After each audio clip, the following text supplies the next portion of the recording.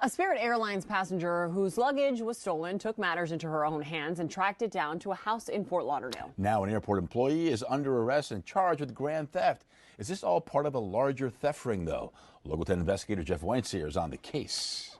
I need my computer because I go to university, so I need my computer, no matter what. Paola Garcia stood at Carousel 4 inside Terminal 4 at Fort Lauderdale Hollywood International, watching fellow passengers receive their luggage. And I've been waiting there for at least 3 hours. Garcia tells us she always carries on board her pink hard-shell suitcase. It fits in the overhead. But she says for some reason this time, Spirit employees forced her to check it.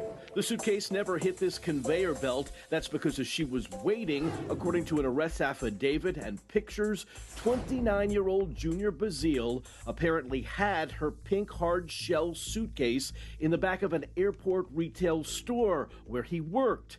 Pictures show him rummaging through it, her MacBook, 2 watches, an iPad, jewelry, designer clothes, all taken. And back at the terminal and unaware, Spirit told Garcia not to worry. We send you luggage to your house. So I give my address to Spirit. But the next morning, her Apple Watch is sending a signal, but not from the airport. You're at home and your watch is pinging at a house in Fort Lauderdale. 15 minutes from the airport. So you decide to go to this house. Yes, because I said, how is Spirit move my suitcase there?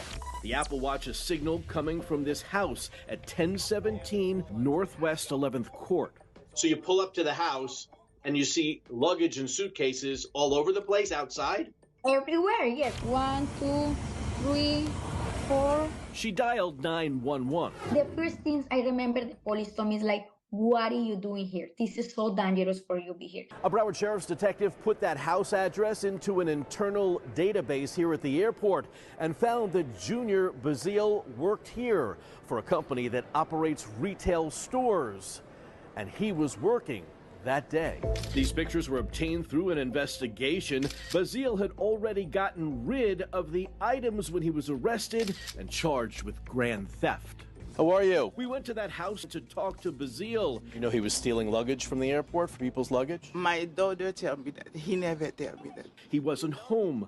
We had a pleasant, cordial, 7-minute-plus conversation with his mother, who never asked us to leave and answered all of our questions. It's because the police come in here, they don't find nothing in my house. But when we told her at one point Garcia's Apple Watch was pinging from inside of her house, this happened. That was coming from your house.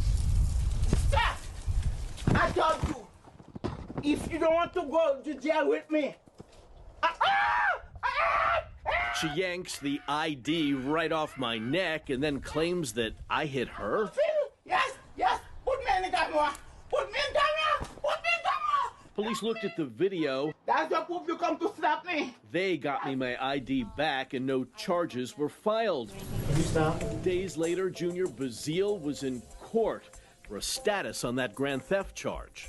I think we have a right to ask you. You're stealing passengers' luggage? Go away, sir. Nothing to say to the lady whose stuff you took? Go away. In a statement to Local 10 News, Spirit Airlines said, quote, "We issued a reimbursement check to the guest as a courtesy, even though we are not currently aware of any evidence that any Spirit employee was involved."